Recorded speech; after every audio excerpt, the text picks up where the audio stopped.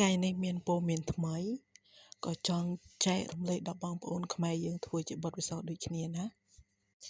វីដេអូហ្នឹងគឺទាក់ទងនឹងការឆបោកជាលក្ខណៈ scam ទាក់ទងនឹងភ្ញៀវទេសចរទាក់ទងនឹងតម្លៃផ្សេងព័ត៌មាននេះគឺពងមាន់មានតម្លៃ400 បាត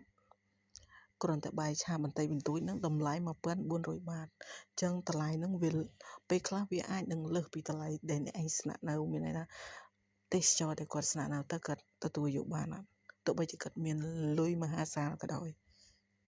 បើសិនជាគេអ្នកមានលុយអាចគិតថាវាមិនថ្លៃតែអានឹងវាបង្ហាញឃើញថាជាការបោកប្រាស់ scam ប៉ូលីសទួលតាល្បីមិនចេញមកជួយមានន័យថាពួកគេចិត្តល្អទេដោយសារថាវា viral ហើយភ្ញៀវនឹងចាំមុខទង្វើអស់ហ្នឹងហើយគាត់ក៏អត់ត្រឡប់មកម្ដងទៀតដែរអានេះជាគំរូមួយដែលខ្មែរទាំងអស់គ្នាកុំយកគំរូតាមថៃអត់ល្អអូខេ